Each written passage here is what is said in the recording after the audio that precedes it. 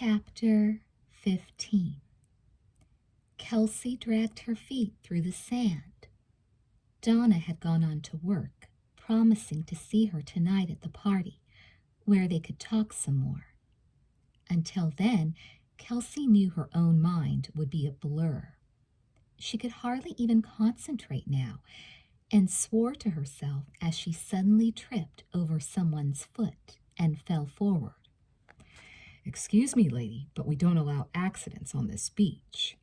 A pair of strong arms righted her, and she found herself looking up into Skip's grin. "I suggest you get your own personal lifeguard. I recommend myself." Kelsey disentangled herself and couldn't help laughing. "What are you doing here?" "I work here, remember?" He tipped his cap and steered her to a hot dog stand. "What's your pleasure?" "For breakfast?" Skip wiggled his eyebrows. "Trust me, you won't regret this." He pushed his way to the counter, and Kelsey leaned back against the wall. "Hi." She jumped, her cheek brushing against Justin's, and felt his hand slide across her back, leaving warm tingles where he touched. "Hi yourself." "Oh, Justin, I wish I could tell you what's happening, but I'm afraid, and I don't have any proof, and you've been through so much already. I'm having, breakfast." "So I see." He looked slightly incredulous as Skip returned and handed her a hot dog. It promptly gushed a huge glob of mustard onto Justin's bare feet, and he tried to rub it off into the sand. "Sorry I was in such a hurry this morning," Justin said. "How was your picnic?" Skip looked up around a mouthful of bun. "Disastrous if Donna made it." He waved his last bite of hot dog and started off. "Gotta get back. See you tonight, huh?" Justin took Kelsey's hot dog and tossed it into a litter can. "Poison. Got any plans for today?" "Just walking." "Good. You can walk me back to my station." They waved as Skip's Jeep made a swerve at them and disappeared back down the beach. Donna shouldn't have said what she did this morning. She looked up sideways at his brown hair, the rich deep tan, the long thick lashes. Yes, she should have. I was going to ask you. She didn't trap me. "But I thought you guys are supposed to be working. Are you allowed to have dates?" Technically, no. But when Skip happens to know who's giving the party, he makes sure people like you and Donna get invited. Don't worry, we'll just tell everyone you're part of the beach patrol. "Sounds like a bad sitcom," Kelsey laughed. She loved hearing Justin laugh, too. Loved the easy way it came out, bringing new lights to his blue eyes. Hearing him laugh like that, she could almost believe that everything was all right. "By the way, Dad and your mom took off for the mainland." Justin's eyes scanned the ocean as they walked. "She said she forgot to tell you." He put his hands on her shoulders and smiled down at her. "Well, this is where I get off. You coming to the beach later?" Kelsey answered evasively. "I don't know. I may stop in the village for a while. Do some shopping." "I give free lessons," Justin reminded her. There was teasing behind his innocent expression, and Kelsey punched him lightly on the chest. "In what?" "Why, swimming, of course." Justin looked askance. "What were you thinking of?" Kelsey could still feel him, the gentle pressure of his hands upon her shoulders, his chin softly brushing her forehead. All the way up the beach she could still feel him, and it warmed her all over. She kept walking, thinking of his smile, his soft-spoken voice, his laugh, until she suddenly realized she had reached the end of the beach. For one disoriented moment, Kelsey stood there. Off to her right lay the ocean, to her left a clutter of bars and shops. In the distance, she could see the mainland, and straight ahead of her the ferry landing. Kelsey dropped her eyes to the boats docked just below where she was standing. She smiled, sniffing the air, the salt and fish and old, wet wood, and felt her smile freeze upon her lips. Isaac was coming out of a houseboat. He didn't see her standing just above him, gazing down with a look of fear. He limped across the pier and gestured to another old man who seemed to be waiting for him, and together they climbed into an open boat and putted away. Without thinking, Kelsey went down the first flight of steps she came to, walking out onto a narrow wooden ramp that paralleled the larger pier up above. She went slowly, keeping her eyes on that boat pulling away, watching as it went around the curve of the beach and disappeared. Her heart was pounding. She was standing right beside Isaac's houseboat. There didn't seem to be anyone else around, not anyone or anything, save for the bad smell that hung in the air. A graveyard, Kelsey thought suddenly. A graveyard for stinking, forgotten, old things. Swallowing hard, she swung herself up onto Isaac's deck, then ducked down again quickly, through the hatch, praying that nobody had stayed behind to wait for him. The place was a pigsty. Kelsey pressed her sleeve against her nose, holding her breath. Moldy food lay everywhere. There was a rumpled cot with a filthy sheet that looked like it had never been changed. Empty liquor bottles covered the greasy floor, the lingering odor of whiskey mingling with the stink of stale urine and sweat. You must be crazy coming here. You must be out of your mind. Suppose he comes back. Suppose he saw you and right now he's creeping up on deck. A sudden creaking made her scream. She put her hand to her mouth and backed up, feeling the boat groan beneath her feet. It wasn't safe here. She had to get out. The floor tilted, and she whirled around to the old brass-bound chest to steady herself against it. The first thing she saw was the knife. Kelsey had never seen a knife that long or that ugly. Something thick had dried on the blade and had never been cleaned off, and the point looked dull and nearly blunted. Whoever felt the tip of this knife would die a slow, painful death. In mingled horror and fascination, she leaned forward. Now she could see something else there, puddled beneath the knife. Something dark red. She reached out to touch it. Something stuck to her fingers and clung as she drew back in alarm. Something that streamed and flowed and ran down her arm. Only it wasn't blood. It was a scarf. A long red scarf that she had seen before, in a picture on the mantel in Eric's cottage. Beth had been wearing it around her neck. "No," Kelsey whispered. "Oh, no." There was a scurrying in the corner, and she wheeled around, screaming again as a huge, mangy rat fixed her with shining eyes. Kelsey dropped the scarf and ran. Chapter 16. What am I going to do? Kelsey slammed the cottage door and leaned breathlessly against it. Go to the sheriff? Tell him he can go right down and pick up his murderer? No, Donna was probably her best bet. Only Donna was working, and she wouldn't see her till tonight.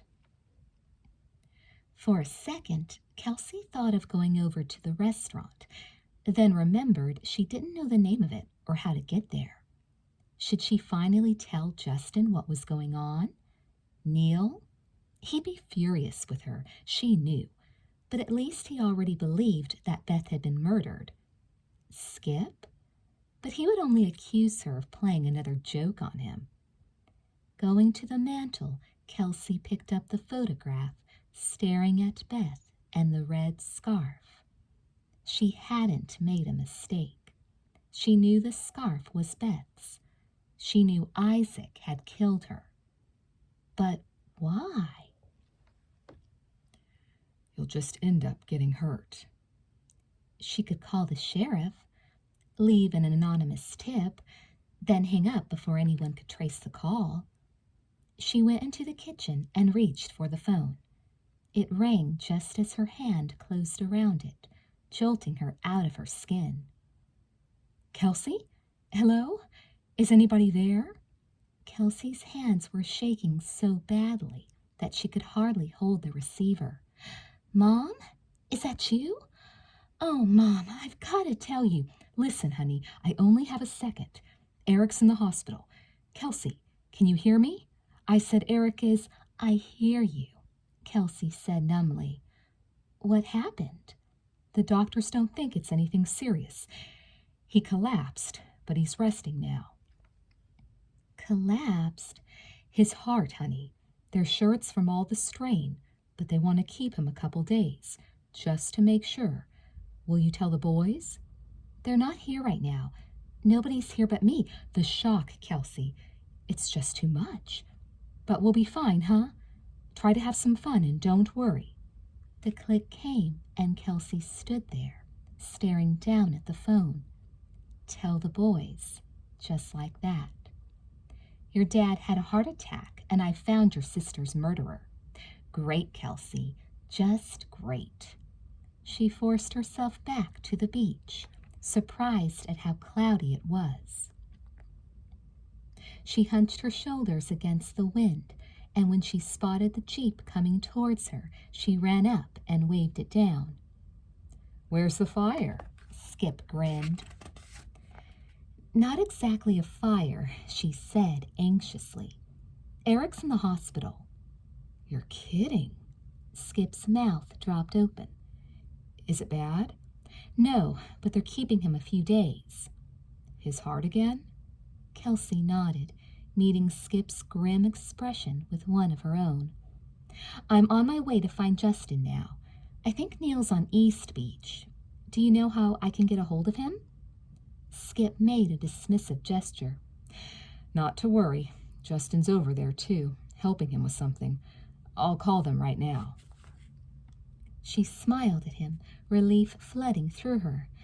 I don't want to have to tell them. I know. Skip's eyes clouded over almost angrily. It's a damn shame. How much more can happen? If you only knew, Kelsey thought. Tell him. Tell him now. Make him call the sheriff and go to Isaac's houseboat. Skip. See you later, huh? Skip squeezed her arm, leaving her with half-formed words on her lips as he sped away. Kelsey dragged herself back to Eric's cottage and stretched out on the couch, staring again at the picture on the mantel. Beth's smile was so sweet, so touching, so much like Justin's. The same gentleness, the same shyness. Why do the innocent ones always have to suffer? She threw her arm across her eyes, trying to shut out the image of the deer hanging on Skip's wall, trying to stay awake, to keep the voice away. Don't struggle. It'll be easier if you don't struggle. And the roaring came again, like it always did, that growing surge of indistinct sound and a scream, muffled, distant. Don't struggle. But she was struggling. Great gasps of air from lungs bursting, and that split second, that terrifying instant of realization as strength gave out and water poured in, black and sickening and endless. Don't, the voice faded as everything faded, as her very life faded, ended. "I'm trying to hold on, Dad. I'm trying," she cried out, starting up off the couch, vaguely aware of the knocking which had called her back to consciousness. The room was dark and murky, twilight oozing past the windows. She inched toward the door, keeping flat against the wall, trying to peer out onto the porch without being seen. Was that a laugh she had heard just then? Visions of Isaac swept through her mind. The knife, the huge rat watching her as she tried to run. If Isaac was out there now, if he knew she was alone.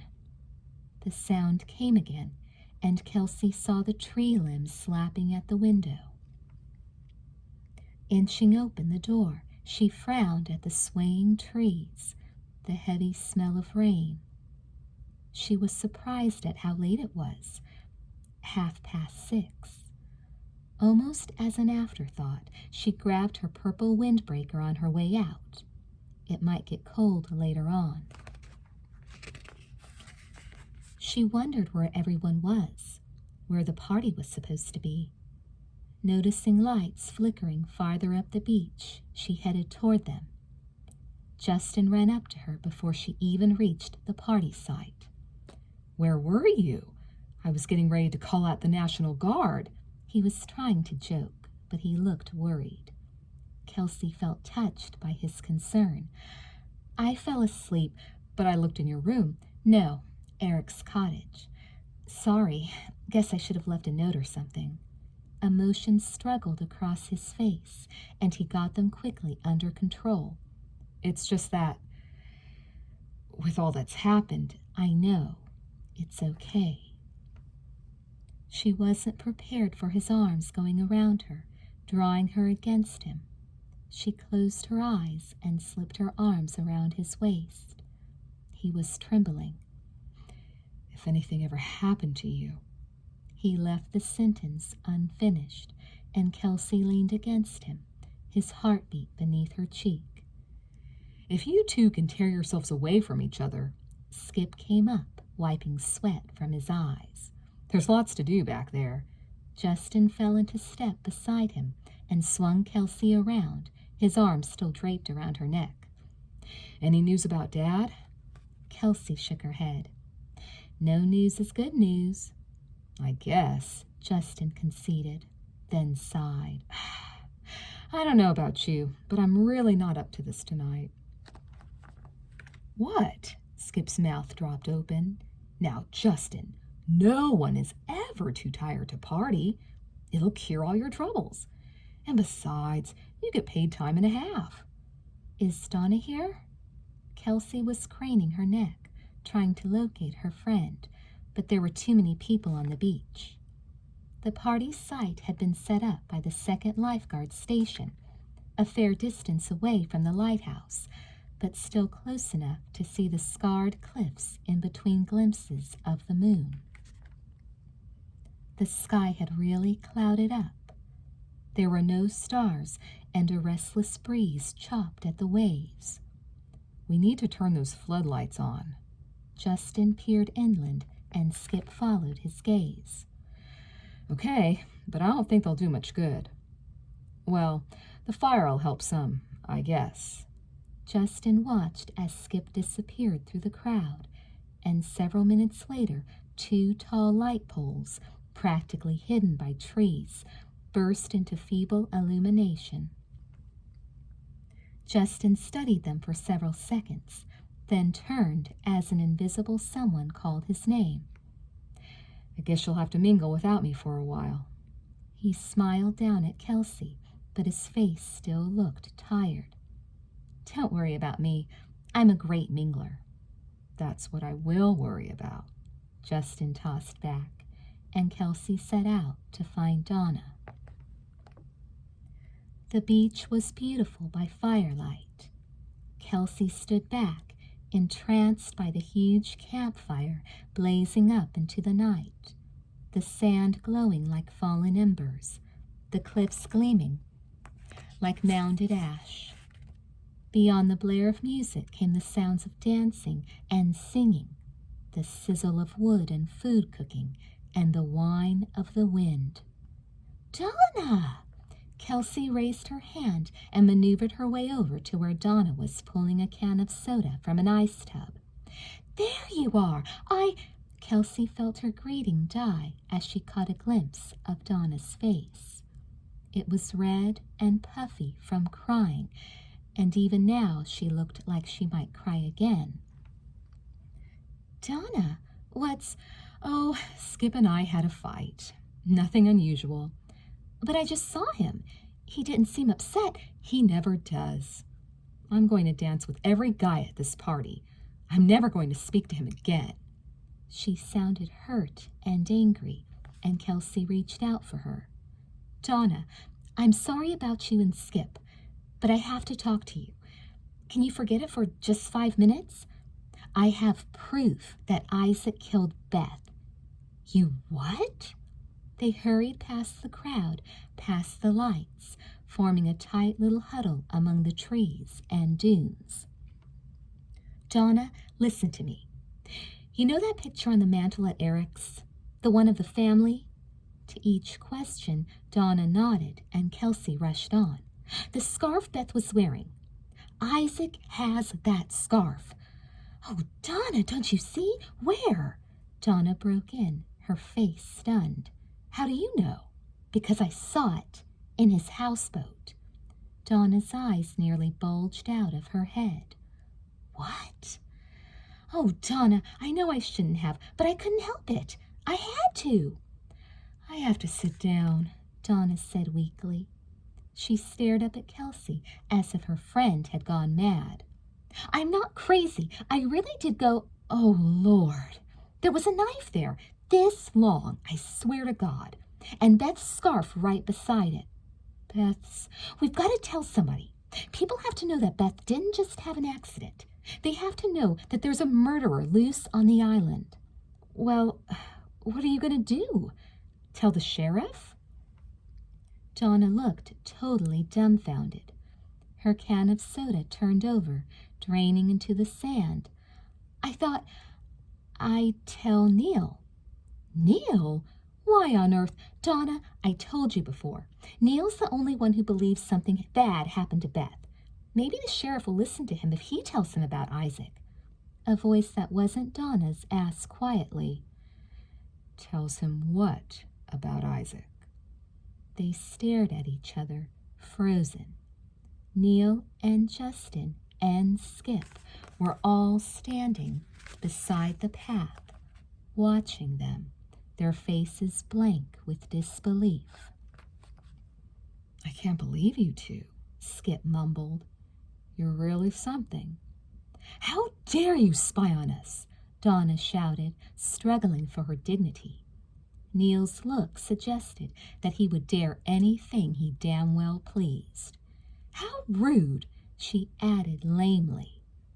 For a second, Kelsey thought Neil was actually going to laugh, which made it even worse. "Isaac did it." She raised her chin defiantly. "He killed Beth. I know he did." Justin looked stunned. Neil nodded, more to himself than to her. "He confessed, I suppose?" "Of course he didn't confess," Kelsey blurted out. "He says he didn't do it, but that he knows who did. But he's lying." "What proof?" Neil demanded. Kelsey's voice dropped. "Beth's scarf. It was lying on his trunk beside a knife with bloodstains on it." "A knife with—" Neil's lips twitched in a humorless smile. "Of course. I see now. Solid, concrete evidence." Skip threw back his head and hooted with laughter. "Fish blood! You girls are just too much." "It was hers," Kelsey snapped, but her tone had grown less confident. "It was. The scarf. The one she had on in that picture." Justin was just staring, as if words had completely deserted him. Neil studied the ground. the dunes, the brief glow of moon through passing clouds. Yes, well, I imagine Beth was the only one in the world who had a red scarf. Kelsey heard Donna make a sound in her throat. Her own face began to burn. I can't believe you're all being so cold about this. I thought you'd... Neil's hand came out of the darkness so fast, closed around her arms so tightly, that she gasped. You don't know anything about this. Not anything. Maybe the scarf wasn't even hers. Nobody knows what she had on that night. Or maybe it was hers. Or maybe Isaac found it after she was already lying out on the rocks somewhere. Did you ever think of that? Well, no, but... And maybe you can tell the sheriff you went breaking and entering and trying to cause trouble for people. Hell, I'm surprised you didn't just take the scarf. Then they could have got you for burglary, too. Kelsey was shaking, partly from anger, partly from fear at his outburst. Donna hadn't uttered a word. Kelsey wondered if she had fainted. I thought you'd at least care, she managed to stammer, and felt a jolt through her body as Neil shook her. You don't know what I care about, he seethed. You don't know what I feel or what...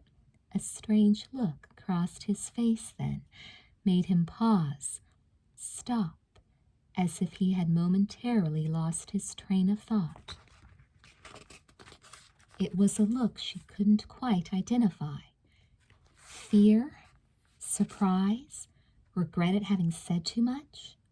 He released her almost roughly and stalked away, but it was several more minutes before anyone spoke. Skip began to chuckle, softly at first, then louder until he finally reached up to wipe his eyes. You crazy girls! Kelsey Holmes and Dr. Donna. He shook his head, still laughing as he walked away, and Justin looked down, his voice strangely tight. Look, Kelsey. Oh, just go away and leave me alone. She went over to Donna, refusing to look at him, and at last he turned and went back to the beach. Yeah, well, thanks for nothing, you jerks. Donna kicked furiously at the sand, groaning as she stubbed her toe. Kelsey just stood there and watched her. We should have known better. At least I thought Justin would believe us. But, oh, forget it. Who needs them anyway? She retrieved her empty can with one angry swipe. Try to help, and this is what you get. What's the matter with them, anyway? You'd think they didn't want to know the truth. Like they're all so protective of Isaac all of a sudden. She sputtered. Like they're all so convinced that Isaac couldn't have done it. And how would they know anyway? Kelsey didn't answer. She gazed out into the flickering darkness, at the glare of the fire, the patina of the sea. But what she saw instead was that strange, dark look on Neil's face that chilled her soul. Chapter 17. The lifeguard stood in the shadows, oblivious to the noise and the laughter on the beach. They shouldn't be here. They had no right. This was his beach, and there was so much to do. He stared down at his fists and saw that they were shaking. Isaac! Isaac knew who did it. He would be sad to have to kill him, of course. He really liked Isaac, but he didn't really have a choice now. And Kelsey, well, it would only be a matter of time and she'd figure it out. Kelsey was too smart for her own good. People like that just ended up getting hurt. He covered his face with his hands and felt the cold sweat pouring off him. He always felt like this, sick and sad and empty, when it was time for the game to be over, when it was time to do what he had to do. Like last summer with Rebecca. After all the planning, the waiting, And it had been so easy, luring her into the water like that. It had been one of his best tricks. He smiled and started toward the light, a noiseless shadow, invisible in the crowd. Tonight. He'd get them both tonight. Poor Kelsey. No lifeguard could save her now. Chapter 18. I don't like the looks of that sky. Justin squinted against the wind, forcing his hair back from his eyes. I don't either, Neil agreed. Did anyone hear a weather report? Chance of a storm, but not till tomorrow. Skip stiffened in his chair, gave a sharp blast on his whistle. Hey, you two clowns over there, cut it out right now. You want to get yourselves killed? Kelsey and Donna exchanged looks as Neil and Justin ran off to break up a fight in the water. After a brief struggle in which the perpetrators were separated, Skip seemed satisfied and settled down again. Donna eyed him acidly. No beer? Or is your whistle spiked?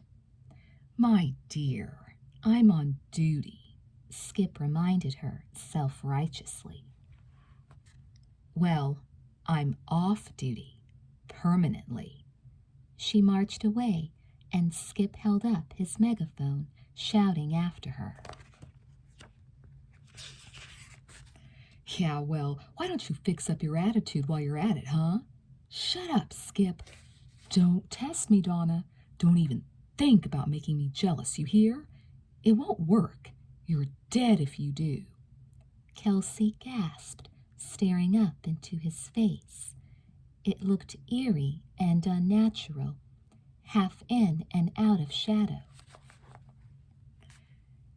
Do you think it will storm?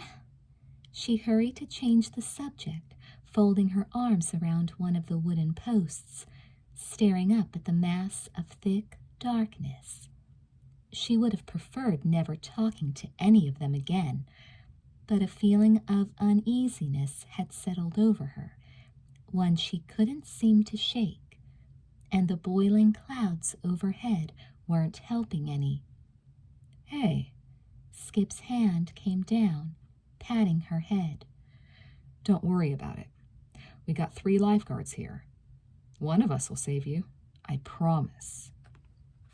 She ignored the remark. Any bathrooms around here? If you mean those wonderful little portable outhouses, they're back there. Skip pointed toward a cluster of dunes and added, Need an escort? Thanks, but I thought you came with someone else. She turned away, but his voice stopped her. Kelsey? She was surprised at the look on his face. Gentle, almost embarrassed, and definitely un-Skip-like. Look, about what happened back there. I shouldn't have laughed, and I'm sorry. I know you're only trying to help. You've been, well, good for Justin. For all of us. I'm real glad you're here. She didn't know what to say. She saw his shoulders squaring, as if adjusting himself back into his old personality, and he stood up and made a bow. The Great One has spoken, he said. I believe he has. She smiled at him and turned back to the path. She was glad there wasn't a line at the bathroom, but it was scary back there so far from the light with no people around. When she started down the footpath again, she tried to avoid the shadows, unsettled by the swaying palms and their deceptive patterns underfoot. She wished she knew where Donna had gone. She could hardly tell where the rocks ended and the darkness began. The rocks, so bulky and bowed, like nighttime creatures hulking there, waiting to step out and grab her. And then one did. Kelsey felt the sudden hold on her wrist, saw the black shape lunge between her and the sky, felt the scream rise in her throat and strangle her as relentless hands pressed hard over her mouth. She reeled backward, gagging as the sour stench of whiskey and vomit overwhelmed her. Won't do you no good screaming, girl. She felt his rancid breath in her ear, down her neck. I'll be gone so quick they'll think you're crazy for sure. Kelsey's whole body thudded, one giant, racing heartbeat. I seed you going there, to my place. I knowed you looked around. His voice exploded in a gleeful laugh, shrill and sing-song-like. 'Cause Isaac has eyes in the back of his head. 'Cause Isaac has eyes in the back of his head. She groaned and struggled, but he slammed her hard against him. You think I done her in, don't you? I know what you think, and I know what I saw. And you better not waste your time barking after old Isaac, little girl. You'd best be worrying about yourself. Kelsey thought her neck would snap. He was bending her head back, slowly, slowly, till all at once she could see the greasy eye patch and the puckered ridges across his face. His breath hit her again, making her swoon. You know too much, he hissed. So have a care, girl. Why, I'm just likely to find you some fine morning, washed right up on that beach like all the others. Kelsey bit him. With one quick jerk, she twisted her mouth free and brought her teeth down on his hand, tasting blood. With a cry of pain, Isaac staggered back, and Kelsey hurtled toward the beach, screaming at the top of her lungs. "Justin! Justin! Somebody help me!" And at first she thought it was her screams resounding in the far corners of her frenzied brain. Her voice bouncing off the rocks, coming back at her in stereophonic panic. "Help! Somebody help!" She stopped, totally confused. Behind her, the path was empty. Ahead of her, the party was going on, oblivious to her cries. But someone besides herself had been screaming, was still screaming, even now. "Help! Drowning! Help!" It was far away, yet terrifyingly close. That awful sound, water being gulped down, choked back up, arms thrashing, helpless, mad with terror. Kelsey's eyes went wide. Sobbing, she ran for shore. "My God, where is she? Help! Help me! Where was everybody? Couldn't they hear? Help!" Kelsey shrieked, hating the sudden silence worse than the screams. "Where are you?" Something broke surface, flailing, struggling.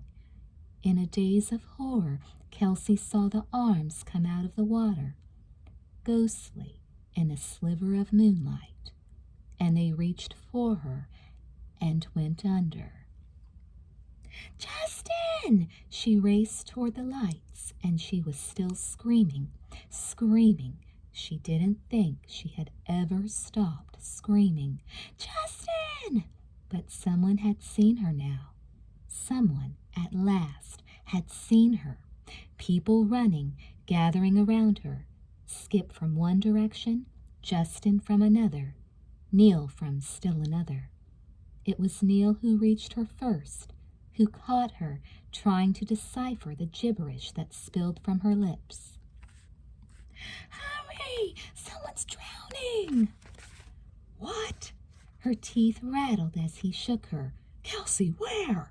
Are you sure?" "I'm sure! I heard her! I heard her!" She felt Neil's slap across her cheek, heard Justin telling him to stop, and Neil snapping something back, and Skip and all of them running, and she was running too, leading them to the spot where she had seen the body go down. They left her on shore, and she watched them in a hazy blur, diving in, swimming out. Someone, Skip, she thought, ran to call for a rescue crew, but was back again so quickly she thought she must have only imagined he'd gone. And everyone was running out now, the party stopping, word spread by invisible waves of fear. They stood around watching, waiting as the waves buffeted the lifeguards around like so many broken shells. "I can't find her," Justin cried. "Leave it!" Skip's voice swelled above the surf, joined by the deeper shouts of Neil. "The rescue's here, Justin! Leave it! Swim back! No!" Someone grabbed Kelsey's arm. She swung around and stared into Donna's frightened eyes. They held on to each other without speaking. Silence stretched on and on until Neil shouted again, pleading, "Justin, come on! You can't do any more!" For as long as she lived, she would never forget Justin's voice then, the uncontrollable desperation echoing back to them through the wind and the water. "I can't find her, Neil. I can't find anyone. Justin, come back. Neil, somebody, for God's sake, I can't find her." Chapter 19. "I don't believe it. I just don't believe it." Skip hung up the phone and turned to face them, his expression baffled. "Are you sure?" Neil asked again. "Are they sure?" Justin stared at the floor as if it had hypnotized him. "They've checked and double-checked." Skip fell with a thump into his chair and took an absent-minded sip of coffee. "They say it's a mess over there. Everybody still has a different story about what happened. Most of them still think it was a joke, and they're mad because it ruined their party." Donna squeezed Kelsey's arm, but they kept quiet. "Nobody's missing," Skip said incredulously. "Nobody's missing, and nobody's reported anyone missing." "It's a mistake then," Donna said flatly. "They've made a mistake." "Oh, Donna, don't be stupid," Skip shot back. "If Kelsey saw someone, then there was someone." The silence was electric. Kelsey lifted her face from her hands and looked accusingly at each of the boys in turn. "I know what you're thinking." Now their eyes were on her. Only Justin had the grace to look halfway guilty. "I didn't imagine it. It was as real as any of you. I heard someone scream, and I heard someone fighting for her life." Neil's mouth tightened into a thin line. "How do you know it was a her?" "Because it sounded like a her," Kelsey nearly shouted. "I heard her, and I saw her go down. I don't care what you say." "This happened before," Donna said softly. Everyone stared at her reluctantly. "Come on," Skip said too quickly, too lightly. "You can't. It did happen before." Justin shook his head slowly, staring at some inner memory. "That other lifeguard, Rebecca. The night she drowned, she heard someone drowning too. Only—" The silence stretched on forever until Neil suddenly filled it. "Only there wasn't anybody there, except Rebecca." "Yeah, I've heard all that garbage. What are you bringing all that up again for?" But he looked uneasy and shifted his eyes away. "I saw someone," Kelsey whispered. Skip seemed fascinated by an invisible spot on the ceiling. He watched it for quite a long while before he spoke again. "But that was the sheriff that just called back, Kelsey. And he said, "She knows what he said, Skip. She's not deaf," Donna snapped. Kelsey jumped up from the couch, flinging away Justin's arm. He looked slightly stunned, but her pride forced her on out the front door and across the yard to the beach, where the wind and the ocean drowned out her anger. "I hate you!" she screamed, and she raised her fists into the air and shook them at the endless black water. "I hate you! I'll always hate you!" Her knees gave out, spilling her onto the sand. "I hate you! I do!" And still the screams came, and all the memories, all hurting at once, until there was no strength left in her whole body. Kelsey lay there, limp and exhausted. She didn't even move when she realized that someone had sat down beside her, that maybe he had been sitting there for a very long time. He handed her a handkerchief, and at last she looked up. It was Neil. "Go away," Kelsey said miserably. "I don't want to talk to you." She blew her nose and squeezed her eyes tightly. Already her head was beginning to throb. "Tell me again what you saw," Neil said quietly, but Kelsey turned her face away. "No, I've told you 1,000,000 times already. Look, do you think this is my idea of a joke? That I'd put Justin or any of you through all this?" She broke off and slowly got herself under control. "You saw him out there tonight," she went on unevenly. "He was like a crazy person. It broke my heart." A long silence drew out between them, beneath the low howl of the wind and the waves crashing onto the shoreline. Kelsey shivered violently and pressed herself into the sand. "And what else is breaking it?" Neil asked. Kelsey stiffened, ready to defend herself with denials, but she just couldn't fight it any more. "My father died 2 years ago." She waited for some word of condolence, but when it didn't come, she went on. "We were at the beach, and we'd gone out in the boat." She held her breath till her head felt like exploding. She exhaled slowly. "Somehow, the boat turned over. Dad—" She swallowed painfully, her voice catching. "Dad didn't make it. He saved my life, but he drowned." Beside her, the shadows shifted as if Neil had lowered his head. She felt his thigh against the curve of her arm. "I still see him, you know. I have these dreams, and they keep coming, and they're so real. I see him reaching out to me and telling me not to struggle because it'll be easier if I don't fight him." She couldn't stop the crying then, no matter how hard she tried to hold it back. But when at last she grew silent, Neil was still there. "Well," she said at last, drawing a shaky breath, "now you know. I guess you're sorry you asked. And I guess I'm supposed to blame you or feel bad for you because your father's dead and you're not. Is that it?" Kelsey was so shocked that she raised up on her elbows. "He died trying to save me.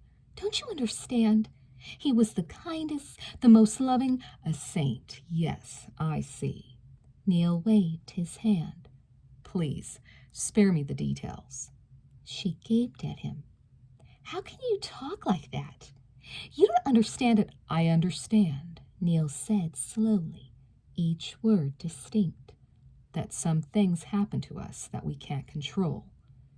There's no explanation for them, and they never make sense, no matter how much we want them to. That whether we're good or bad, they don't really have anything to do with us at all." His black eyes fixed on hers, drawing her into their depths.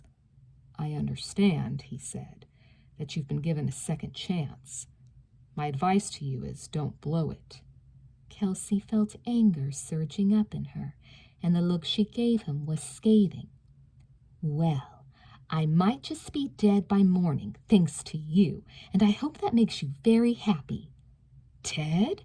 Neil scoffed. "Of what? Feeling sorry for yourself?" "It just might interest you to know that Isaac almost strangled me tonight."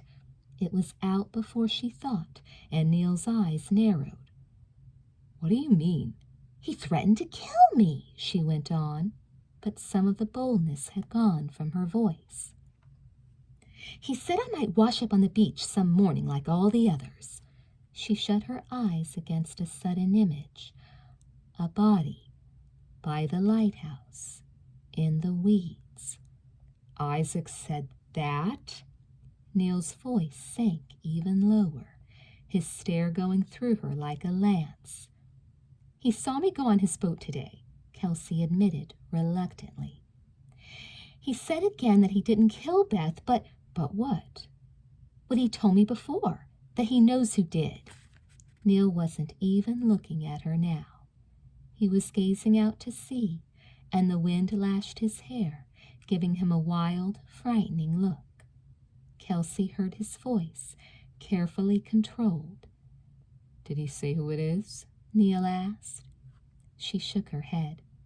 "No, just that he knew, but he didn't tell me." Something snapped on the path behind them, and Neil was on his feet so fast that Kelsey wasn't even certain she had seen him jump up. "Relax," Skip's voice came out of the dark. "It's just us." It was obvious that Neil didn't appreciate being eavesdropped on. He reached down and pulled Kelsey roughly to her feet, glaring at the newcomers. "What do you want?" "We were getting worried," Donna said, annoyed at Neil's greeting. Skip just laughed it off. "So old Isaac has the murderer picked out, huh? Well, this island is just crawling with smart detectives. That's not funny, Skip." Donna glared at him. "Sure it is. Almost as funny as you and Kelsey are." Skip grabbed her arm, but Donna shook him off. "Oh, come on. Be a big girl and use your head. You remember that place where everyone else has a brain? Drop dead, Skip." Donna muttered, and Kelsey stood there helplessly, watching her go. "Donna!" "I'll see you tomorrow," Donna called back, strangely choked. "Are you walking on the beach in the morning?" "Yes, but Donna, wait!" Kelsey ran after her, only half conscious of the boys heading back to the house. "Donna, It's my fault, you know." Donna wiped angrily at her tears, tried to smile. "He's such a total jerk, and I'm so stupid." "No, you're not. I think Skip likes you more than you know, more than he knows." "Now who has an empty head?" Donna's laugh was weak, and she shivered. "Listen, can I borrow your jacket? It's a cold walk home." "Why don't you wait a minute?" Kelsey slipped out of her windbreaker, handing it over. "Let Justin give you a ride." "No, thanks." Donna jerked the hood up over her head and dug her hands into the pockets. "See you in the morning."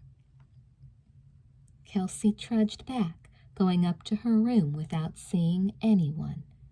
The boys were all in the kitchen and, she supposed, still having fun at her expense.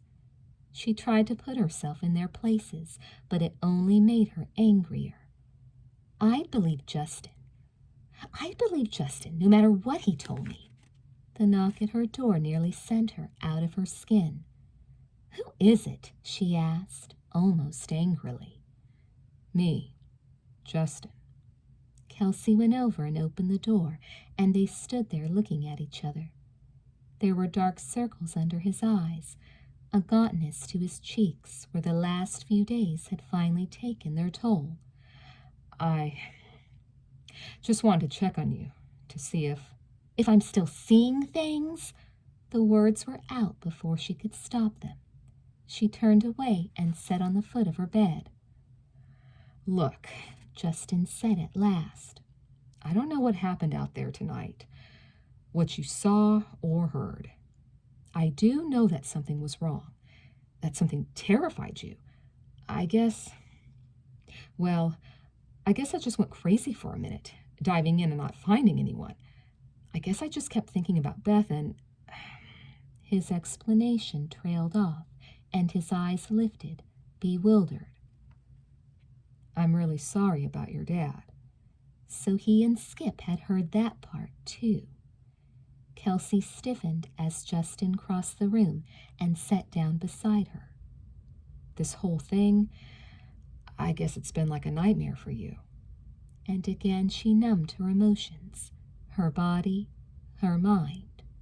It took a while to even realize that Justin's fingers had slipped beneath her chin, were tilting her head so their eyes met. So blue, so beautifully blue. Oh, Kelsey, he whispered, and his lips met hers, his arms strong in their gentleness, wrapped around her, easing her down, holding her close, keeping her safe. Kelsey, he murmured again, and for just one brief, sweet instant, pressed against him, heartbeat to heartbeat, all her walls and defenses crumbled uselessly, finally away. Kelsey, I need you. She didn't want him to stop, didn't want to leave his arms. Yet she was almost relieved when Neil's footsteps sounded in the hall, bringing them back to reality. At the door, Justin glanced over his shoulder and gave her a slow smile. Do you think you'll be all right, or should I stay? Her heart was fluttering so uncontrollably that she stammered. I can sleep. I'll see you in the morning, then. He backed out of the room. Good night. For a long time she lay there, staring at the door, at the place on the bed where he'd been, where he'd held her. She climbed under the covers and switched off the lamp, smiling a little at the darkness and the chill and the rattle of the wind at the windows. But then she pretended the blankets were Justin's arms, and all the terrible fears, all the dangers faded away at last into a deep blue dream of Justin's eyes. Chapter 20. The lifeguard flattened himself against the lighthouse wall, his eyes wide and fixed in terror on the rocks below. It wasn't her. This couldn't have happened. Couldn't have. Not to him. Not when he'd planned so carefully.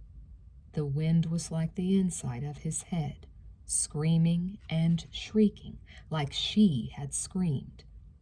Like she had screamed and screamed the whole way down until she'd finally hit those rocks and lay still. He caught his breath, his own scream choking him. It was Kelsey's fault, this terrible thing that had happened. Kelsey's fault. She'd said she'd be out walking this morning. He'd heard her say that. And he'd waited for her, oh so patiently. Just watched and waited for that purple windbreaker to come up the beach. Waited and followed. Tracking her, choosing the perfect moment. And he'd felt that strange, wonderful thrill coming up behind her, that flow of pure invincibility, that strange, cold joy as she sensed him there and whirled around. Only it wasn't Kelsey. It wasn't Kelsey that had whirled around, eyes wild, staring, not begging, just staring and crying. Oh my God! Not you! Not you! And her eyes, two perfect mirrors of his own face. He'd hated what he'd seen in her eyes. In that last split second, what he'd seen there with the horror and the terrible fear. Pity. He'd shoved her hard because he'd had to, because she knew who he was now, and she was sorry for him. And he hated her for that. Hated. Oh, Donna, Donna, he whimpered. "I didn't want to kill you too." And again he heard the screams, Donna's screams, as her body had hurtled down the cliff, and his screams, even now, as he leaned against the lighthouse wall, and he couldn't stop. Couldn't stop. It was all Kelsey's fault. She had tricked him. The lifeguard drew a ragged breath and stared down at the limp body on the rocks. Tricked him. Now. And finally, it was his turn. Chapter 21. At first, she thought it was still night. The room was so dark that Kelsey groped for the clock and stared at it, convinced it must have broken some time while she slept. The hands read 8:30. Puzzled, Kelsey roused herself and looked out through the windows. It was hard to tell where the ocean ended and the horizon began. The sky was a boiling mass of black, the waves choppy shadows, the sand gunmetal gray, so that everything melted together in a thick, murky blur. Sporadic stabs of lightning pierced the clouds, and a strange thick mist hung over everything. Kelsey shuddered and jumped out of bed, switching on the light. She wouldn't be taking a walk this morning. There was a radio going downstairs. She could hear the drone of a newscaster and bursts of static. A cabinet door opened and closed. There was a murmur of voices, the smell of strong coffee. The phone rang once, then clattered down again. The boys were probably both downstairs. Kelsey doubted if the beaches would open today. She went to the closet and rummaged through her sparse assortment of clothes. She hadn't planned on it being quite so cold, and now Donna had borrowed her only jacket. She hoped Donna didn't forget to return it. It was her favorite one. Thinking of Donna now made her smile. She had grown close to her in such a short time. She hoped they would stay friends, even after Kelsey went back home. She chuckled to herself. Hopefully Donna would be recovered now from her fight with Skip, although Skip probably deserved to suffer, just a little. The jeans and shirt she finally put on weren't nearly warm enough. Kelsey hesitated a minute, staring into the closet at Beth's things. Maybe there was a t-shirt or a light pullover she could tuck discreetly under her own shirt. It really was so cold in here. A quick search through the hangers proved fruitless. Kelsey stood on tiptoe, trying to see the high shelf at the back of the closet. There were stacks of things folded and several boxes. Maybe there was something she could borrow. She dragged a chair over and stood on it, pulling on the nearest pile of clothes. She was instantly showered with envelopes that fell from a box without a lid. Damn! Kelsey jumped back and began gathering everything up.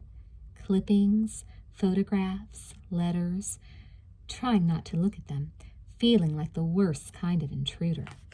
She had just swept them all back into the box when suddenly one particular piece of paper caught her eye. Unlike the others, this one didn't have an envelope, and it had come unfolded in the fall so that the scrawled writing was clearly visible. But it wasn't only the writing which caught her attention now. It was the official insignia stamped across the top. Brookfield Psychiatric Hospital.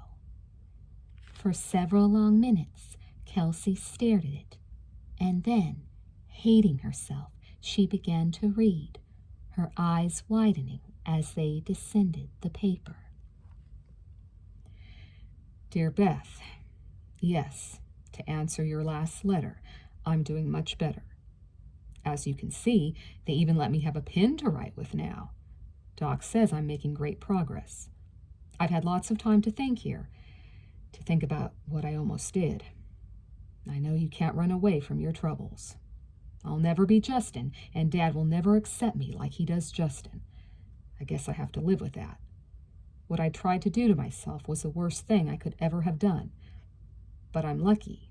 I'm getting a second chance, and I want to make it work this time. So how's Dad? Justin calls, but never comes. The calls are always in secret, of course. Guess I'm not the sort of thing you want your important friends to know about. But I guess I can handle that, too. But why hasn't Dad at least been to see me? Or written? Or anything? I'm glad you like the scarf I sent. And you're sweet to keep writing me, to keep believing in me. Guess you're the only one who does, besides myself. Maybe if we'd been born into some different family, you and I could have known each other better. Time to put this out for the mail. I look forward to your letters. They keep me going. Neil. P.S. I love you too. Kelsey stared, and even after she refolded the paper and put it back in its box, she sat there on the floor, staring but not seeing, until finally the room and her thoughts began to focus back. Neil? In a psychiatric hospital? Her mind could hardly grasp it, and she shook her head, incredulous. Neil? And envious? Of Justin? Kelsey stared at the folded paper. What had Neil tried to do to himself? Brookfield Psychiatric Hospital. Yet there was something else in the back of her mind. Something important. Brookfield.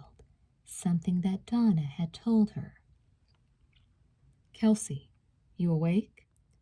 The tap on her door brought her to her feet, just as the bedside lamp dimmed and went out. Yes, I'm up. Frowning at the sudden gloom, she stuffed the box back into the closet and flung open the bedroom door, hoping she didn't look guilty. Justin didn't seem to notice anything wrong. The power just went out, and the phones are out too. We're in for one hell of a storm, I'm afraid. Kelsey followed him downstairs and saw Skip hunched over on the couch, lighting some kerosene lamps. Judging by his rumpled appearance and grumpy expression, Kelsey guessed he had spent the whole night on that very spot. Feeling better? She asked, and he gave her a sullen look. Coffee? Skip groaned and frowned at the couch. Is this made out of concrete or what? Concrete, Justin grinned, handing Skip a freshly filled cup. You've been up for an hour already. I thought you'd have all the kinks worked out by now. I'm probably ruined for life. You're just nursing a broken heart, Justin said. These things take time. Kelsey patted his knee. Did anyone get a hold of Donna? Yeah, I called her. And called her. And called her. Last night and this morning, too, till the damn phones went dead. No answer. Kelsey felt the first nagging twinge of worry. Should we go and check on her? And give her the satisfaction? You must be joking. It's not unusual, Justin informed her, for Donna not to answer when they've had a fight. But I'd like to talk to her, Kelsey insisted. Good. Skip waved his hand. You talk to her. Tell her what a brat she's being. Skip, Kelsey admonished. Kelsey, Skip retorted. Tell her it's her own fault. Skip, aren't you even the least bit upset? And what's this on your neck? Skip fingered the wide red welt that encircled his neck, and he frowned. My chain must have come off last night in the water. Terrific. There goes my key again. Damn, it feels like a rope burn. Any of you guys have a spare key? Justin fumbled at his pockets, his face blank. Neil must have borrowed mine. Come on, Skip, just admit it. You're upset about Donna. I'll just get the Jeep and we'll... To Kelsey's surprise, Skip nudged him roughly aside. Why should I be upset? I can have anything I want, so why should I be upset? She's the one who should be upset. She deserves it. He stomped from the room, throwing a last remark. She deserved exactly what she got. Kelsey felt a ripple of fear move up her spine. She looked at Justin, waiting for some explanation, but he only looked as upset as she felt. Without a word, he followed Skip into the kitchen, leaving her alone and strangely troubled. Something's not right. Uneasily, Kelsey opened the front door and surveyed the mounting storm. The trees were whipping wildly in the wind. The ocean looked maniacal, bursting on the shore, exploding in a black frenzy that chilled her to the bone. Something. I'm going to check on Donna, Skip said suddenly behind her. She whirled around, cheered a little by his change of heart. You want to come with me? She did, but instead shook her head. No, I think 3 might be a crowd if there's any making up to do. Skip pondered these words of wisdom, then shook his head. No, I think maybe you should be there. So when she crawls back and I refuse her, you can arbitrate. He took her punch on his arm and grinned, more like his old self again. You might as well go with them, Justin urged, shrugging into his jacket. Neil's gone off to check something up the beach, and I need to go find him. I'd feel better if you weren't alone. So you feel it too, Kelsey thought, and she met Justin's eyes with a slight shock. They seemed to confirm her sense of foreboding. Something's not right. Yeah, come on. We'll take the shortcut up by the lighthouse. It'll be faster. Skip propelled her out to his jeep, not giving her time to answer. She gasped as the wind nearly knocked her over, and Skip helped her into the seat, his own body braced against the fierce gusts. Sit close to me, he ordered her, and she scooted into his side, glad to have something to lean on. I need a jacket, she shouted, and Skip coaxed the jeep to life, sending them both back against the seat. You can get one of Donna's. What do you think I'm here for anyway? He slipped an arm around her and hugged her close, waving smugly to Justin as they started off. Justin waved back and shouted something, but it was lost in the wind. A clap of thunder shook the air, the sky splitting the clouds. Kelsey jumped as the rain hit her. Not a light sprinkling, but an unleashed torrent that turned the world an instant, impenetrable gray. They were drenched within seconds. Skip hung over the wheel, squinting through the impossible curtain of rain. Damn, I can't see a thing out here. I think we're too close to the water, Skip. Maybe we should, Kelsey began, but she never got to finish her sentence. For one split second, the waterfall around them seemed to part, revealing a long, dark shape sprawled directly in their path, a shape they gaped at, unbelieving, even as they went right over it. What the? Skip fought wildly for control as Kelsey screamed. There was the sickening feel of earth giving way beneath them, and the dizzy sensation of spinning, on and on through the rain. Kelsey felt herself hurtling through the air, felt the ground smack into her face, heard the crash somewhere beneath the thunder and wind and rain. Skip! Skip, where are you? The scream stuck in her throat, strangely metallic. She gagged on it and felt it rush, warm and thick, down over her chin. Blood everywhere. What did we run over? In horror, she tried to lift her head, spitting out bloody water and sand. Her whole face felt numb. She couldn't feel her nose at all. Skip? Oh, God! She tried to crawl then, to drag herself toward where she had heard those last awful sounds. But the world was a dark void, and the rain beat down on her, pinning her to the ground. I'm coming, Skip! Hang on! Why doesn't he answer me? Why doesn't he call? Skip! She pulled herself to her knees, her head exploding with pain, and scrambled to her feet as water sloshed over her wrists. Was she too near the water? She wondered frantically. Inches from the waves? She had no idea how far she'd been thrown in the crash. And now it suddenly occurred to her that Skip wasn't answering because the Jeep had gone into the ocean. Skip! It all looked so much alike. Water and sky and sand and rocks. But no, it didn't.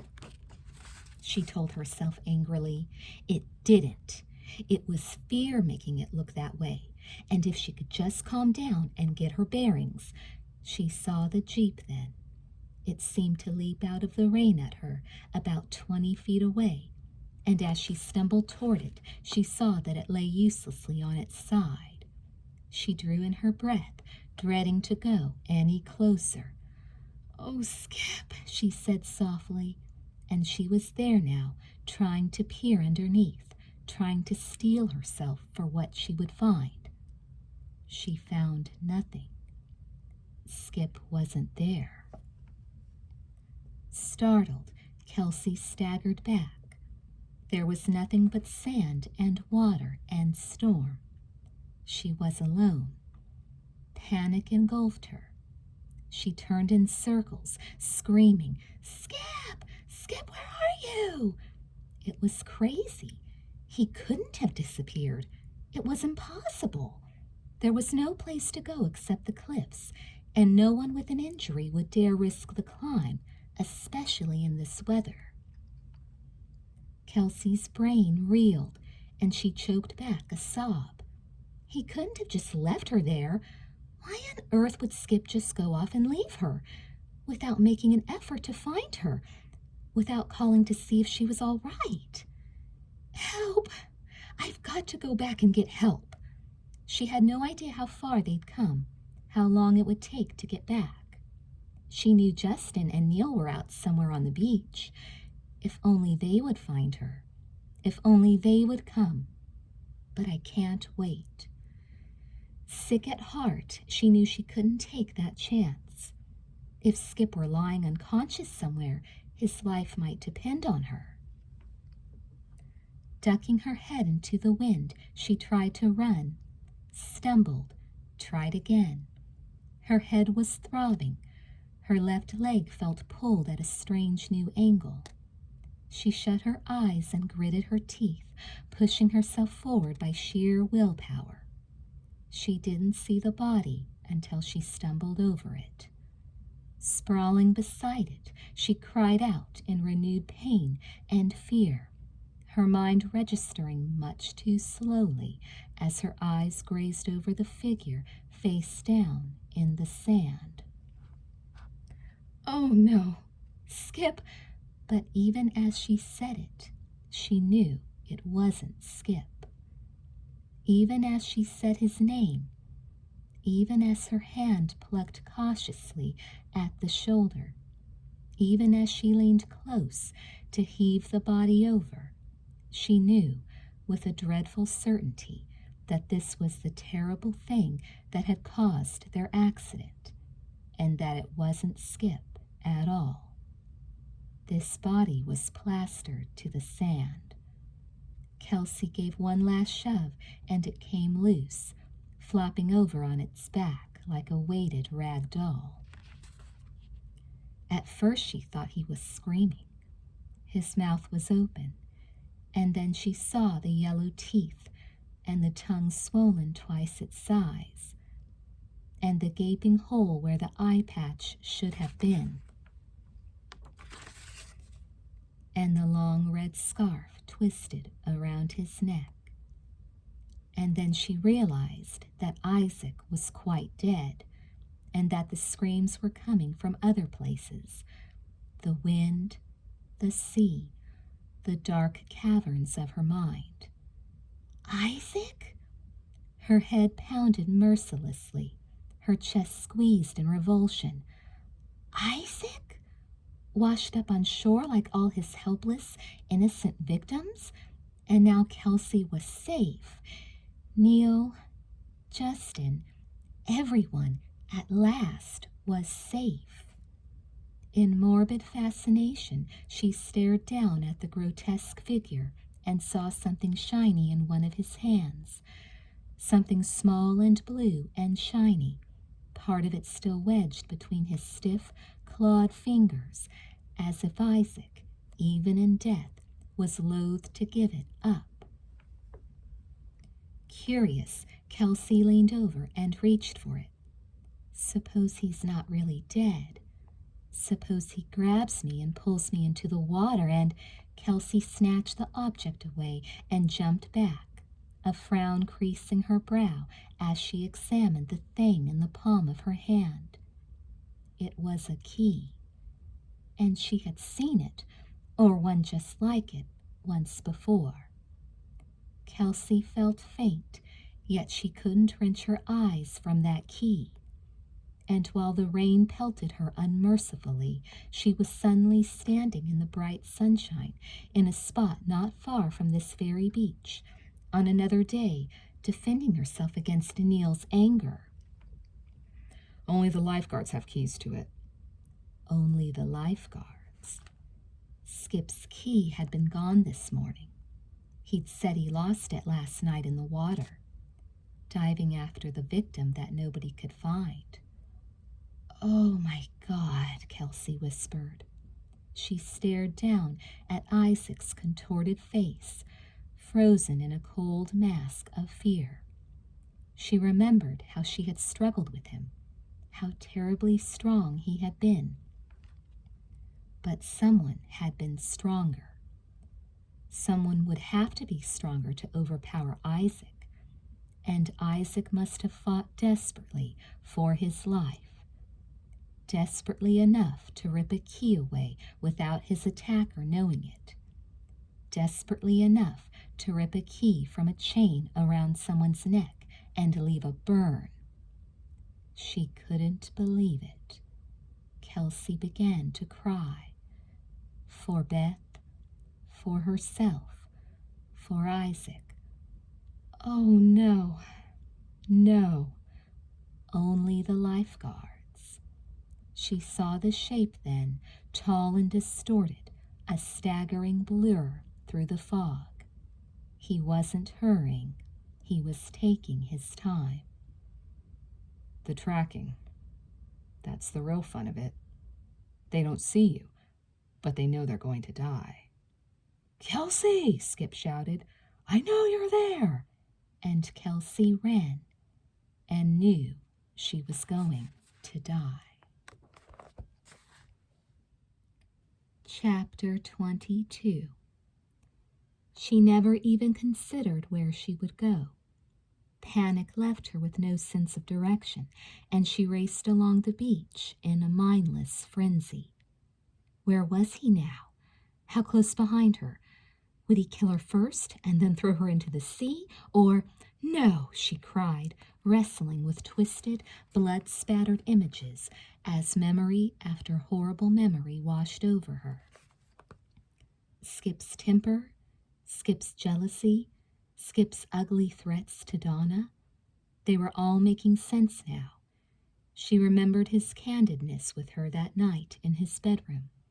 The beautiful deer head hung on his wall, surrounded by all those muscle-building machines. I just take it. I get whatever I want. She deserved what she got. They don't see you, but they know. Kelsey, I think someone is going to kill me. Beth had known, had suspected all along that someone was after her. How long had he stalked her, Kelsey wondered now, waiting for his chance, enjoying her fear and helplessness, knowing all along that he would kill her in his own time. "She trusted you!" Kelsey cried, and fell face down as wind and spray hit her full force. She had to get up, get help, but it was like trying to wade through quicksand. She could hardly move her legs any more. How many others had there been? How many girls that no one even knew about? And the murders at Skip's school. those nice girls who would never get in a car with a stranger, girls that had just disappeared off the face of the earth. So he had satisfied his urges wherever he went. She heard his footsteps plodding along behind her. She pulled herself up and ran for her life. Isaac had known who the killer was, and now he was dead. And it was her fault. Her fault for telling what she suspected, for trusting Skip, for being so nosy and getting involved. Skip was systematically disposing of all possible witnesses, and if Isaac was dead, everyone would think the mystery was over. Except that she had seen Isaac now, and she knew better, knew that he'd been strangled before his body had ever touched the water. Skip had played games with her, twisted little games of spying and sneaking into her room and listening in on the phone when he'd been next door. Isaac had tried to warn her, and she hadn't believed him. But now Isaac was dead, and she had found him, and she had seen the key. She knew who the real killer was. Skip couldn't afford to let her live. Kelsey stopped with a jolt. The cliffs were high above her, blocking her escape, just as they had prevented escape for so many, many others through all the centuries past. With a cry of terror, she veered off, following the base of the incline until at last she stumbled out onto the road that led up to the lighthouse, with the gate unchained and open. Kelsey plunged ahead, dragging herself up the steep rise. She wasn't sure how much longer she could hold out. She couldn't feel anything anymore. Every sound was Skip. Skip bursting out of the rain, out of the fog, out of the shadows to kill her. Funny, she thought, and had a sudden desire to laugh at the absurdity of it all. Neil had hated Skip all this time, must have suspected him all along, and I was afraid of Neil. "Kelsey!" She froze. The scream came out of the rain, not behind her now, but above her, and not the same scream, but a different one. "Kelsey!" Panting, she stopped. The road, the rocks, everything was deserted. Through the curtain of gray rain, she could see the lighthouse like a tall, wavy ghost, and the vague outline of its door at the bottom, and the vague black silhouette of someone just inside. "Kelsey!" the voice implored her, full of fear and pain. "It's Donna! Help me!" Somehow Kelsey made it. Somehow she managed to pull herself the last few yards across the ledge and fall in at the door, exhausted, grateful. "Donna!" she gasped. "Donna, where are you?" But the wind had come with her, slithering in through the holes and the cracks, and the only sound that answered was its long, shrill, empty moan. "Donna?" Kelsey whispered, and her voice throbbed back again in a hollow echo. "Donna? Donna?" She got unsteadily to her feet, looking around in awe. Most of the floor had rotted away, along with the floors up above. Where Kelsey stood, she could look up through broken boards and fallen ceilings, up into the yawning hole of the lighthouse dome, the shattered remnants of the old light tower. High above her, the rain came in, pattering around her in sharp, tinny drips, making puddles around her feet. Where doorways had once been, groups of small black shapes now clotted over broken beams, and as one of the shapes gave an uneasy stir, Kelsey stepped back in alarm, watching its bony bat wings enfold it once again. "Donna?" she murmured, and her eyes swept the gloom around her, indistinct forms she couldn't quite make out because they loomed so far beyond the pale light. Light. Kelsey's heart stopped. A Across the room, there was a grimy lantern, spilling light weakly onto the bare rock floor. Someone was here. "Kelsey, help me!" She whirled at the cry, ice in her veins. "Donna? I'm hurt! I think I've broken my leg! Down here!" "Down here? But I could have sworn I saw you standing in the doorway." "Where?" A mixture of fear and relief took over, guiding her gingerly over the rocks, making her voice quiver. At least Donna was safe. But what in the world had she been doing in here where she knew no one was ever supposed to be? "Hang on, I'm coming!" Kelsey picked her way nearer to the lantern. Now she could see the stairwell, or what was left of it, a yawning hole in the floor flanked by a wobbly rail. "What did you do? Fall?" She paused, waiting for an answer, but there was nothing. "Donna?" she called softly. Picking up the lantern, she started down. It was a winding staircase of rusted iron, and with each careful footstep, the whole thing threatened to tear away from its shaky bolts. Kelsey strained her ears, forcing her eyes straight ahead, away from the slimy walls and the mold that clung there, the grotesque shadows pulsing around her. Every footfall, every beat of her heart seemed magnified 100 times. She felt as if she were descending into a grave. "Donna? Please answer me." Echoes. She heard echoes, mournful and empty, wind crying and rain lashing, and the soft slurp, somewhere, of water. Water. Kelsey's foot plunged down into nothingness.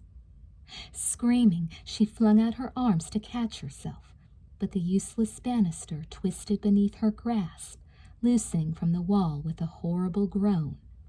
The lantern swung in a crazy arc, and as Kelsey pitched forward, there was a wide swath of pale light, stone walls, wet rocks, bats, and more bats, squirming restlessly, wings quivering. She landed hard, the breath knocked out of her, so that all she could do for several long minutes was lie there and stare at the lantern through a haze of agony. Through some miracle, the light hadn't gone out, and now she could see the wall, the rocks, the mass of bats, all in their proper, horrid perspectives. She seemed to be in some sort of cave. She heard her own breathing, shallow and labored, surrounding her on all sides, as if others breathed with her. There was a horrible stench in the air, like rotten meat. She gagged and put up her hand, felt blood again on her face. Her leg, bent under her, was throbbing unbearably. "My leg." "Donna?" She tried to raise herself on her elbow, tried to penetrate the void and find her friend. "Donna, I think I've done the same thing." She clutched at her knee, flinching, trying not to faint, trying to think what to do. "Donna, we were wrong. It wasn't Isaac. It was Skip. We've got to get out of here. Do you hear me? Donna, where are you?" But the voice that floated out of the darkness began to laugh. Like Donna might have laughed. "Oh, Kelsey, Kelsey." And it sounded so amused. Only it wasn't Donna. Someone was trying to sound like her, but it wasn't Donna. The voice laughed again, and it was the same laugh that Kelsey had heard once before, when she'd been alone that day, alone in the lighthouse. And still the voice laughed and laughed. "Donna can't help you," it said. Chapter 23. "What have you done with her?" Kelsey shrieked. She struggled into a sitting position, bracing her arms against the cold, damp ground. "How did he get in here? How could he have gotten here without my knowing? Her own pain and that awful smell rocked the blackness around her. The lantern cast a circle of sickly light upon the stone. Just beyond that circle, where the light couldn't reach, a pair of shoes squished wetly and stopped. "Donna?" Kelsey was crying now, out of her mind with fear. "Where is she, Skip? What have you—" "Kelsey," the voice admonished gently, still that high, sing-song voice that was not, could never be Donna, could never be human. "Kelsey, you made me make a very bad mistake, giving Donna your jacket the way you did." Eyes wide, Kelsey listened, tears streaming down her face. "Where's Donna? Tell me where she is." "I mean, how was I supposed to know you weren't wearing your own jacket? And there I was, with the wrong body on my hands. Such a terrible waste." The feet shifted, stirred the shadows, fell silent again. "But why?" Kelsey tried to move, to back away, but her leg wouldn't hold her. "Why are you doing this?" "Why?" The voice threw back at her, and it came from all directions, the whole cave resounding with mockery. "But it gives me so much power, don't you see? So much, shall we say, inconspicuous attention. Why, I can walk right through a crowd and pick out my victim in broad daylight. Talk to her, make her feel special." The voice grew dreamy. "Take her out and show her a good time." The voice grew sad. "Make her fall in love with me." There was a brief, reflective silence, then it spoke again. "And this is the funny part. She never even dreams that I'm going to kill her. Never has the slightest clue that I have her life in my hands." "You don't have to do this. You have everything anyone could want." Desperately, she tried to stand, but slid down again on the slimy rocks. She knew he was watching her, smugly enjoying her struggles, and she backed farther away from the light. The feet moved forward. He was trying to keep her in sight. "But Beth cared about you. She trusted you." "She did trust me. But then, they all did, really." Another long pause, another touch of sadness. "I didn't want to hurt Beth, but she found out about me, you see, so I had to. I had no choice. Sometimes people really don't, you know." She was stalling for time, inching her way back, wrapping herself in darkness. Surely the stairs were back here somewhere. If only she could grab hold, pull herself up. "I don't have a choice now. You can see that, can't you? I wanted you to stay here on the island. But now you know too much, and you might tell, and then they'd put me away." The stairs. "Oh, God, please help me." "I could just leave you down here, of course," he went on, hesitating at the very brink of the light. "All these underground caves flood at high tide, or sometimes in very bad storms." There was a faint breath of laughter. "But you'd suffer too much, being so afraid, all alone in the water, in the dark. The bats would come, and snakes, and the rats." Kelsey fought down a wave of panic. A little more, little more. "I like you too much to let you suffer. I'll do it nice and fast. I'm good at it, you'll see." Her body jolted as the rubber sole squeaked across the rocks, as the tall, slender figure moved out into the yellow light. "Kelsey," the voice whispered, and the cave was full of him. "You'll never escape me. You're going the wrong way." She lunged then into the utter blackness, hoping against hope that he was wrong, that the stairs were close, and she heard him running up behind her, felt his hands on her back as she screamed and threw herself away, and fell over the body on the floor.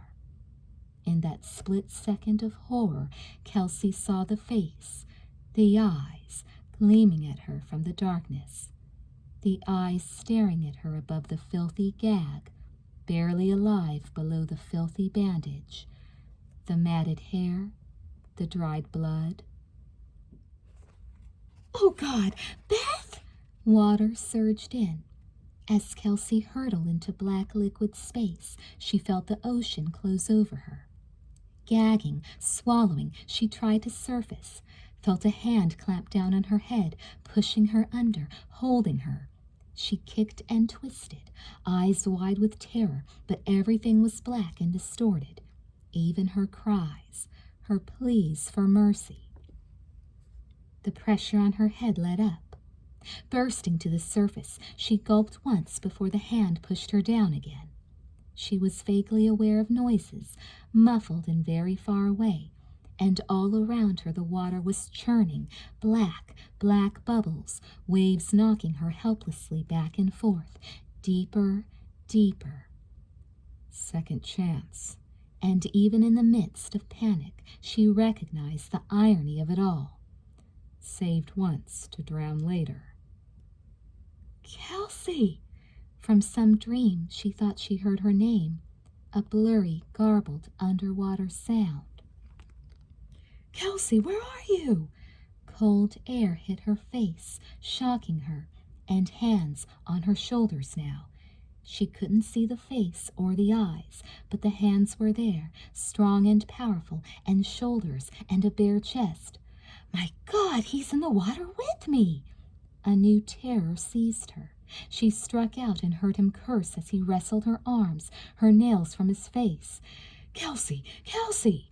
And she went icy all over, recognizing the voice now, that deep, emotionless voice that she had feared all along. She had been wrong. The murderer wasn't Skip. It was Neil. "No!" she shrieked and went down, her lungs filling with water. "Brookfield Murders, Brookfield Psychiatric Hospital," as Neil let go of her and twisted sharply beneath the water.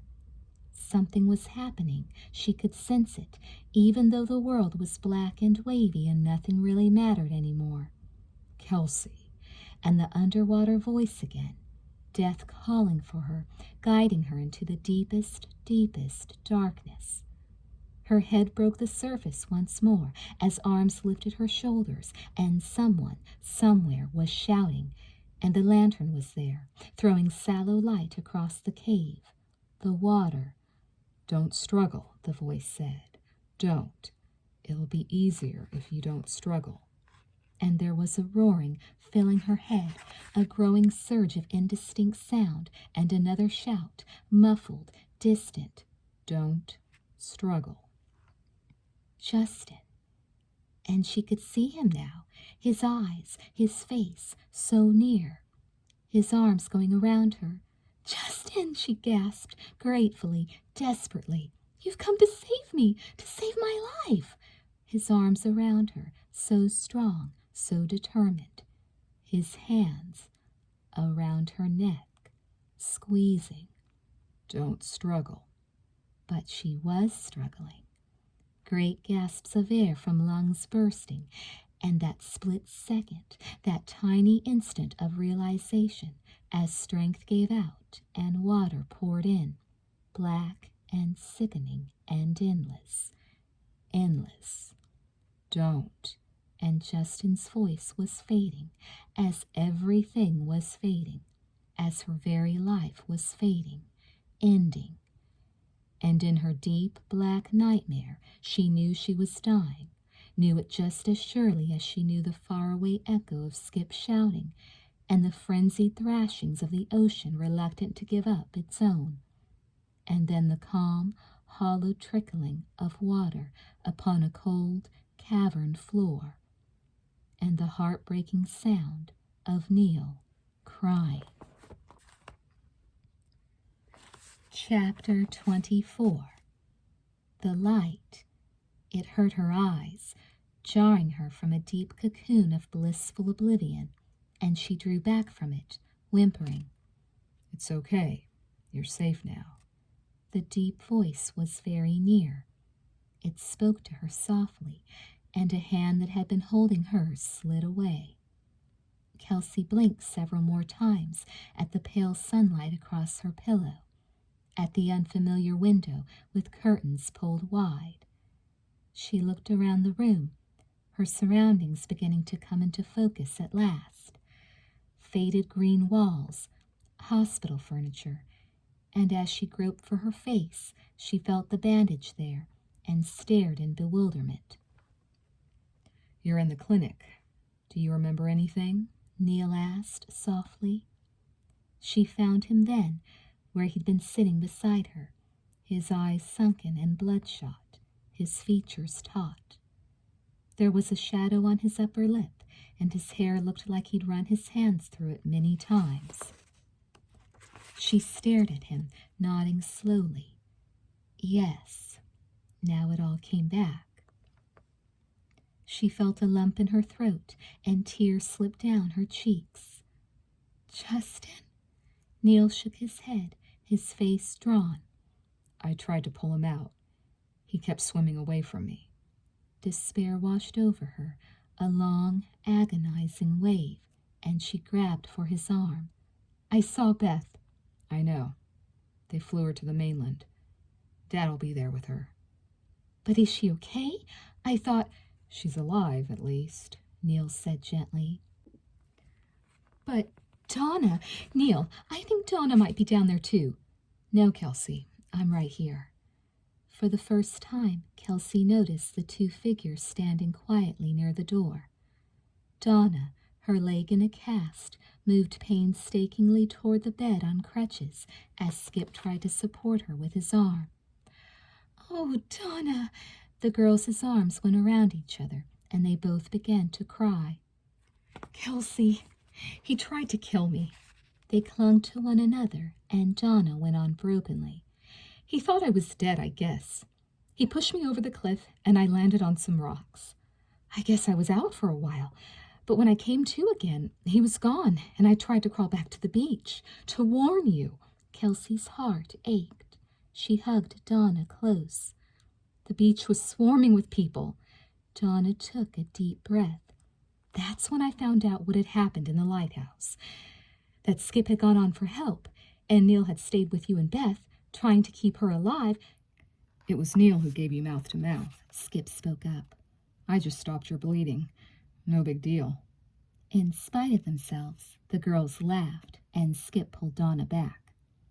Come on, I'm taking you home where I can keep an eye on you, he said gruffly, before you get yourself in any more trouble.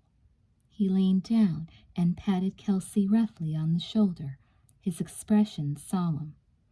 You're in good hands. Now get some rest. Kelsey nodded, tried to swallow the lump in her throat. Donna and Skip disappeared into the hall, and Neil lowered his face into his hands, his voice surprisingly steady. You thought it was me. I thought it was everyone, Kelsey said hollowly, except Justin. She couldn't look at him, yet she felt his eyes upon her, calmly assessing. I could never have hurt Beth.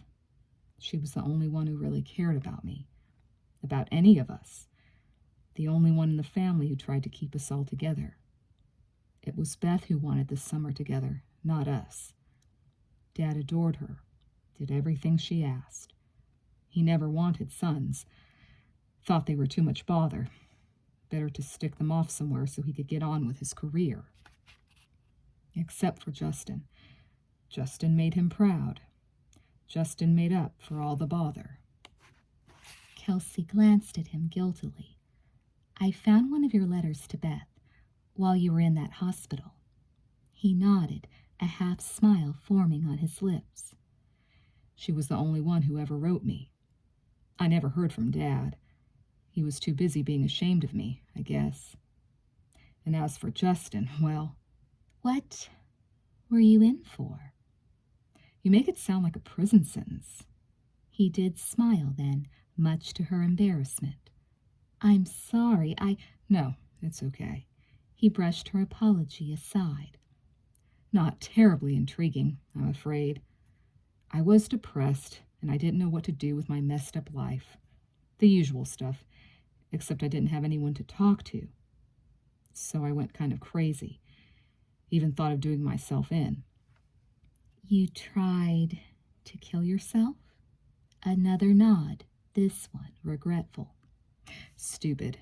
Stupid thing to do. It happens when you think the world's against you.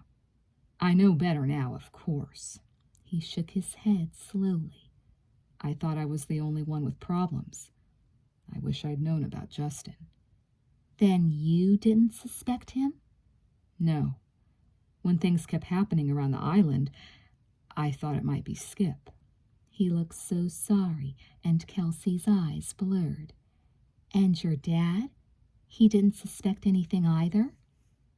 I guess it's hard to suspect someone who's so perfect. Perfect grades, perfect looks, perfect personality. He dropped his eyes, his face sad. Perfect disguise. Kelsey was silent a moment. You were in the same town while he was in school. Yes, that was Dad's idea, to ease his guilt. He put Justin there so someone in the family would be close by.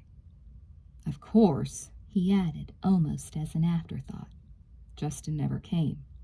He was too busy. His look was filled with unspoken horror. Doing other things. Kelsey felt a chill go through her. Cold? Neil tucked the blankets around her. She was surprised at how carefully he did it, almost tenderly, and she smiled. I'm fine. Have you had lots of experience tucking girls in? For the first time, she saw a blush creep over his cheekbones. He cleared his throat, trying to look unperturbed. You're getting kind of personal, aren't you? Well, you did save my life, after all. How did you find me? It was Skip, really. He found me on the beach. He was running around looking for you and told me he'd turned the Jeep over, and he was afraid you were wandering around out there with a concussion or something. That he'd seen you through the fog, but you ran from him and went for the lighthouse. Kelsey shut her eyes against the sudden images and turned her head away. Your knee's busted pretty bad, and your forehead, but I think you'll make it. Here, it's probably cold by now, but I got you some tea. You're pretty good at this. Their eyes met, held. She knew that hers had filled with tears again. Why didn't he kill Beth? Neil looked down, not speaking for a long time. Finally he said, I guess only Justin knows the answer to that. We never will. An overwhelming emptiness filled her. She stared at his bowed head. What will happen now? His voice was tired, but matter of fact. With Skip's pull around here, and his own story about what happened, I don't think there'll be much trouble getting this thing settled. She nodded, finding it hard to speak. And what will you tell your dad? He hesitated, scanning her face with his eyes. That it's over, he said quietly. That it's all finally over. She felt the tears racing down her cheeks, felt his strong, gentle fingers as she groped across the covers for his hand. Second chance, she whispered, and he smiled at her.